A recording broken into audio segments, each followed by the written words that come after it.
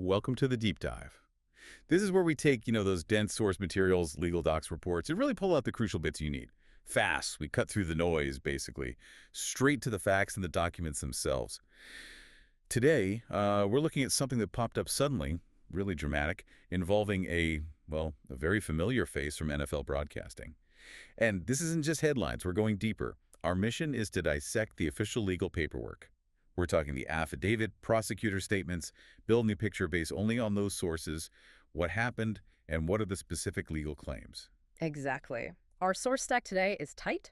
It's mainly a detailed ESPN legal report, which heavily quotes the IMPD affidavit, that's Indianapolis Metro Police, and the charging docs from the Marion County Prosecutor. Goal is clarity. The timeline, the exact legal reasons behind each charge, and, well, these really conflicting stories from the people involved. Right. And the subject is Mark Sanchez, former NFL QB, now a Fox Sports broadcaster. And the whole thing is pretty jarring. It's this, collision of celebrity and some really raw physical violence. The core fact we're digging into, he allegedly gets stabbed multiple times, and then he's the one facing 3 misdemeanor charges. Battery, public intoxication, unlawful vehicle entry. It's a lot. Yeah. Far more than just some street scuffle. Big consequences. Okay, let's unpack this. All right, let's set the scene first. Based on the sources, where and when did this actually happen? Okay, so the location is key here, Indianapolis. Downtown, the wholesale district area, which is pretty well known, but specifically, it was near a hotel loading dock, and the time was late around 12:30 a.m. Saturday morning, October 5th, 2025. Hotel loading dock, 12:30 a.m. That sounds, pretty isolated, right? Dark, not a place you'd expect a public interaction. Exactly. It's more for logistics, commercial stuff. And it happens to be right near the Indiana State House, interestingly enough. That setting definitely adds to the potential feeling of vulnerability for someone working there. Makes sense. And the police response? What did the initial report say? Well, the IMPD, they investigated a fight between 2 men. The early notes, cited in the ESPN report, confirm one guy had lacerations, and the other, who we now know was Sanchez, had injuries described as being consistent with stab wounds. So right away, police knew a weapon was involved. It was serious from the get-go. And what really jumps out, especially if you know how slowly the legal wheels can turn sometimes, is how fast the charges came down. Yeah, that's actually quite striking. The incident happens early Saturday morning, and by Sunday morning, less than 24 hours later, the Marion County Prosecutor's Office announced the charges against Sanchez. Wow, that quick. It really is. To move that fast on charging, especially someone high profile, it suggests the prosecutor felt the evidence in that initial affidavit was pretty compelling. It met the bar for probable cause right away. They didn't seem to feel the need for weeks of follow-up investigation before filing. The initial facts, maybe backed by witness statements or, as we'll see, video evidence, must have seemed strong enough. Yeah, let's get specific on those charges, because they really frame the whole legal narrative here. Sanchez is 38 years old. Yeah. The prosecutor filed 3 misdemeanors. What are they exactly? Okay, number 1, battery with injury. Got it. Number 2, public intoxication. Okay. And number 3, this one's really interesting, unlawful entry of a vehicle. Unlawful entry of a vehicle. Huh. Let's break those down. How do they fit together? Right, they tell a story. Let's start with the battery charge. Battery with injury, as a misdemeanor here, means they're alleging Sanchez knowingly or intentionally touched the truck driver rudely, insolently, or angrily. Okay. And that touching resulted in some kind of bodily injury to the driver. This immediately positions Sanchez, legally speaking, as the one who started the physical part of it. So, for that charge to stick, the affidavit must lay out evidence that Sanchez hit the driver first, causing that cut on the driver's cheek before the driver used the knife. That sequence matters. Precisely. That sequence is fundamental to the charge. Then you have public intoxication. Right. Now, this charge isn't directly about the violence itself, but it's critical because it potentially undermines Sanchez's whole side of the story. If he was intoxicated, it casts doubt on his judgment, his intentions, maybe even his memory of the event, It suggests recklessness around 12:30 a.m. in that loading dock area. Yeah, that makes sense. But the third charge, unlawful entry of a vehicle, Yeah, it feels like it changes the whole dynamic. It's not just a fight in the street anymore. absolutely. That's probably the most revealing charge about where and how intense this conflict allegedly got. It moves the confrontation off neutral ground, so to speak, and into the driver's personal space, his truck. Trying to get into someone's occupied vehicle, especially late at night, legally that's often seen as a much bigger threat, a significant invasion. Especially a commercial truck. That's his workspace, maybe even where he rests. Exactly. So this charge strongly supports the truck driver's claim later that he felt he was in serious imminent danger. It suggests Sanchez escalated things way beyond just an argument or shoving. So legally, this charge helps build the foundation for the driver claiming self-defense, even though he used a knife. It provides crucial context, yeah. When you look at self-defense claims, the big question is always, was the force used reasonable given the threat? So if the driver's account holds that he's accosted, he uses pepper spray, and the guy still comes at him and then tries to get into his truck. Well, it becomes much more believable that the driver reasonably feared for his life. That justifies potentially a much stronger defensive response. Okay, let's look at the official view. The prosecutor, Ryan Mears, made a statement on Sunday. What did he emphasize?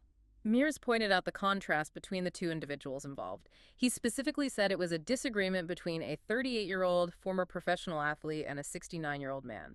That age gap and the likely physical difference. That definitely frames the narrative, doesn't it? It really does. It immediately paints a picture, suggesting an imbalance of power. It subtly reinforces the idea that the younger, presumably fitter person was the aggressor, leading the older man to react defensively. And Mears also said something about how it shouldn't have escalated. Yes, he stressed the situation should not have escalated into violence or left anyone seriously injured. That language really underscores the prosecutor's view that this whole mess was avoidable. And it implies that, based on their initial findings, Sanchez's alleged actions were the reason it did escalate. So the prosecutor is signaling they're taking this seriously, regardless of Sanchez's fame. Absolutely. They're saying the facts, as presented in the affidavit, point to the former athlete starting something that got way out of hand. The legal focus is on who initiated, who escalated, and right now the charges point squarely at Sanchez as being that person. Okay, this is where we get into the gritty details, the affidavit itself. This gives us the narrative, mostly from the truck driver's perspective, that led to the charges. And this is where it gets really, really interesting. Right, this is the story that convinced the prosecutor there was probable cause.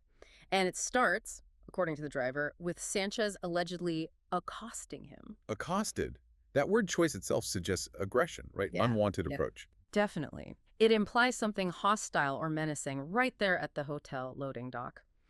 And the driver's reaction, as described, shows a clear sequence of trying to defend himself. Starting with something less lethal. Yes. The driver stated the confrontation escalated fast.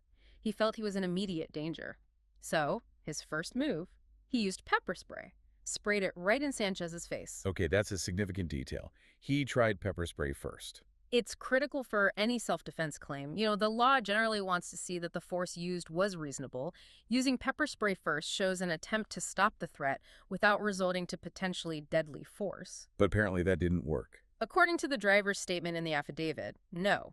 Even after being sprayed in the face, Sanchez allegedly kept advancing toward him. Wow.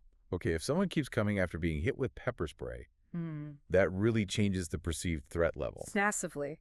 And that's when the driver says his mindset shifted completely. He told police he thought, and this is a direct quote from the affidavit, "This guy is trying to kill me." This guy is trying to kill me.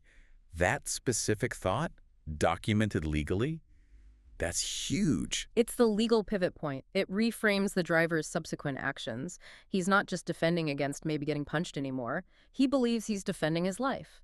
For a 69-year-old man, feeling overpowered by a younger attacker who's already allegedly tried to enter his vehicle and is still advancing after being sprayed, the law gives a lot more leeway for using force, even deadly force, if that fear is reasonable. So the next step was the knife. Yes.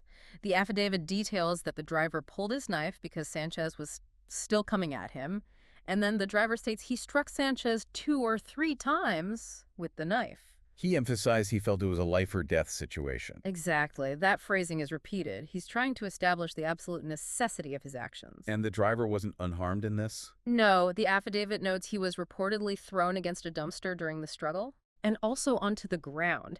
So his account isn't just, "I stood there and stabbed him." It's describing a physical, violent struggle where he himself was allegedly assaulted. It paints a picture of a chaotic fight, not just a single defensive action. Right, and the driver's account of the immediate end is also interesting. He said he saw a look of shock on Sanchez's face after the stabbing. And then Sanchez fled. Took off, is how the driver put it, suggesting the knife strikes stopped the attack and Sanchez ran from the scene. Okay, now we have to look at the other side.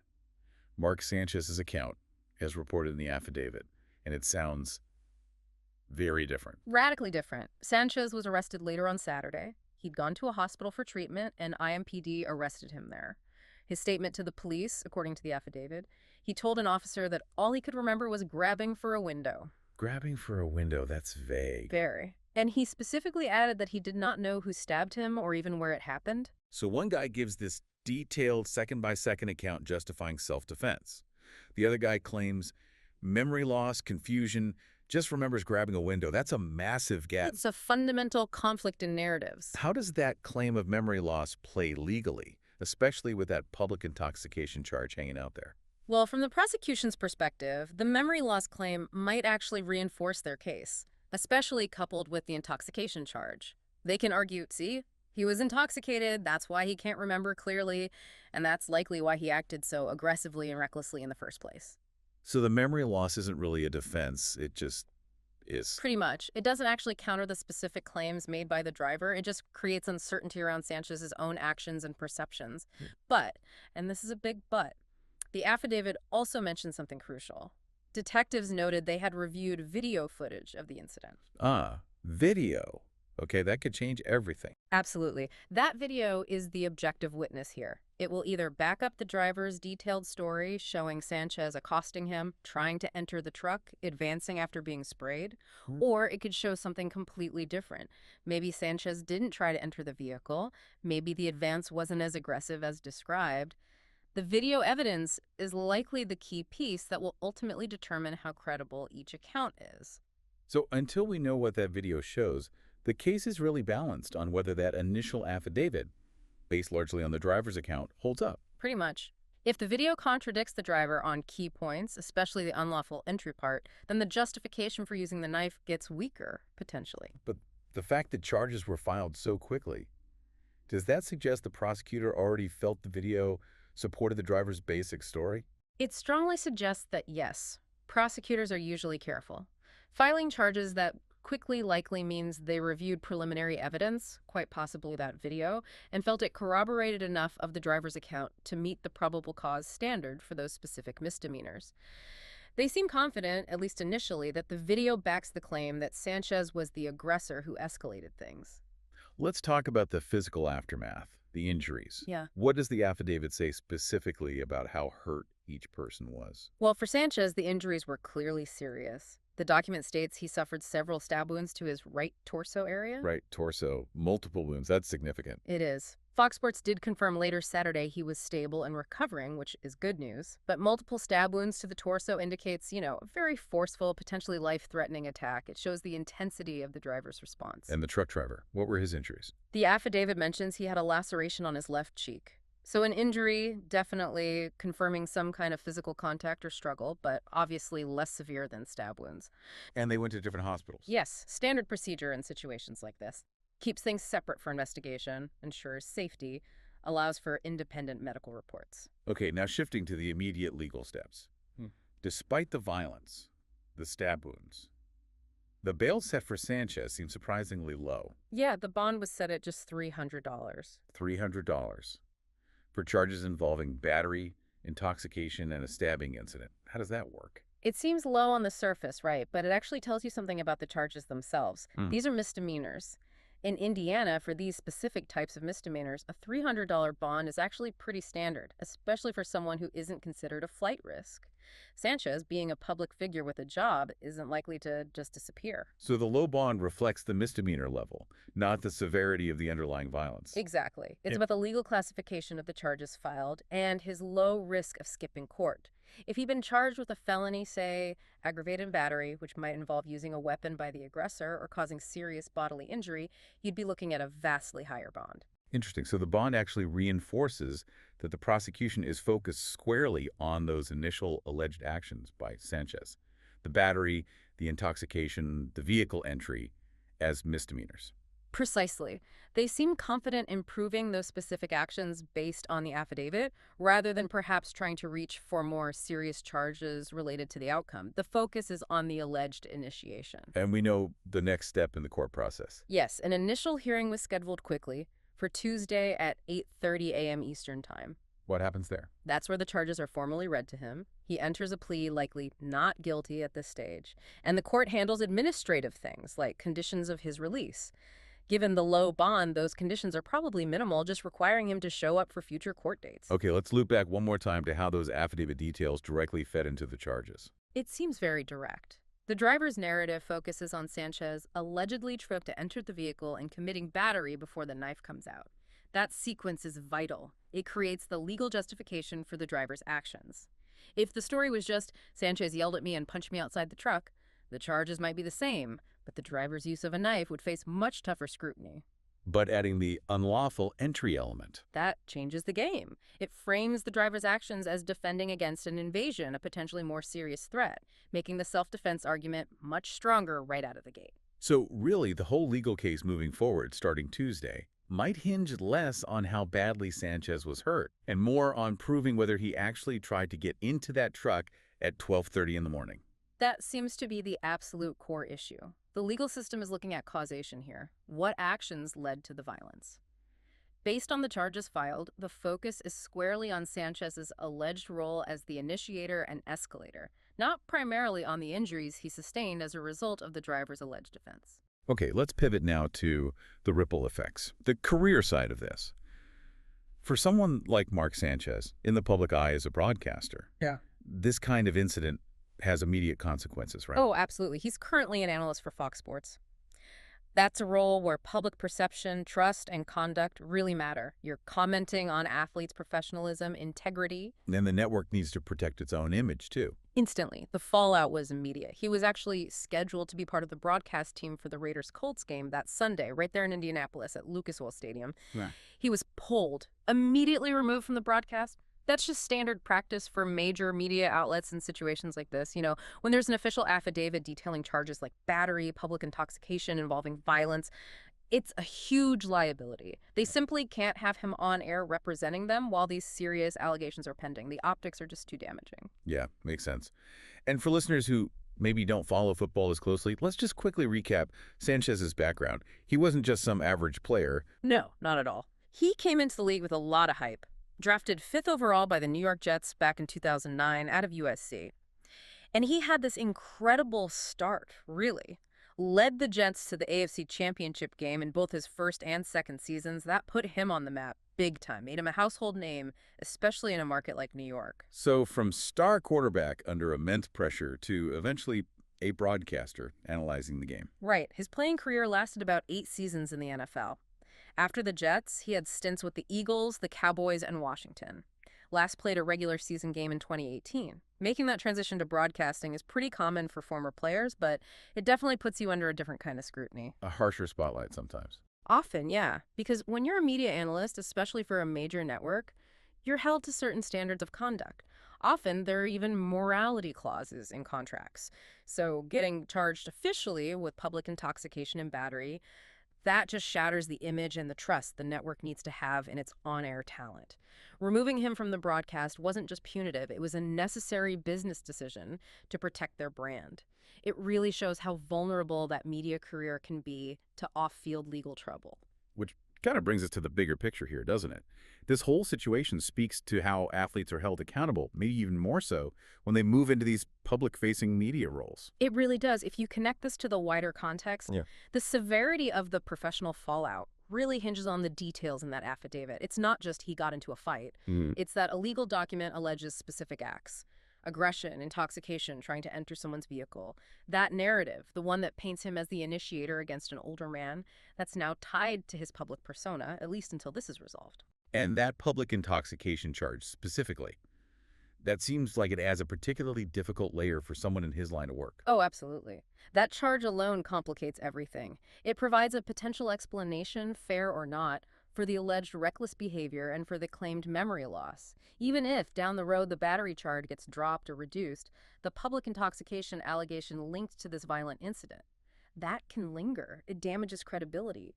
How can you be seen as a sober, objective analyst when this is out there? It potentially affects public trust, maybe even future endorsements or opportunities. It's just such a stark contrast, isn't it?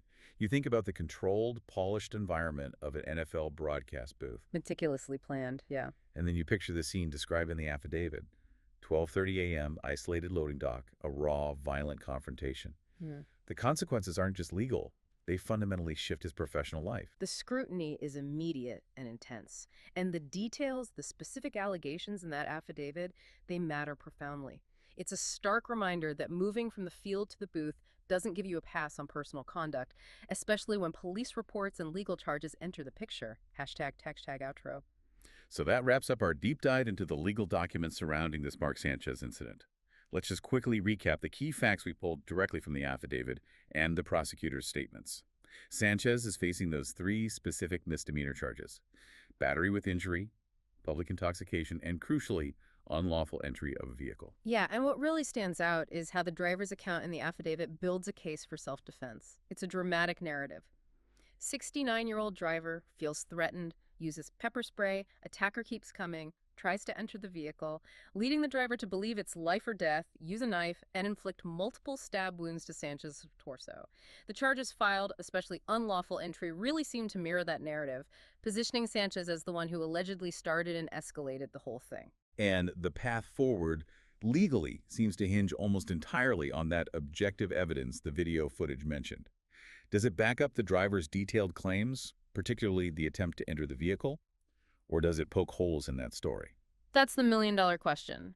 A low $300 bond is standard for misdemeanors like these, but it really doesn't reflect the sheer seriousness and high-profile nature of the incident itself. And that stark difference between the two accounts, the driver's detailed defense versus Sanchez's alleged memory loss, means that Tuesday morning hearing is just the very beginning. This looks like it could be a long legal process focused on credibility, fear, and whether that self-defense claim holds water. Absolutely. It's all about who the jury, if it gets that far, ultimately believes about those critical moments at the loading dock. Which brings us to our final thought for you, the listener. Just consider that disconnect. The polished, high-visibility world of an NFL analyst, someone scheduled to work just hours later, colliding with this raw, dangerous reality described in the affidavit.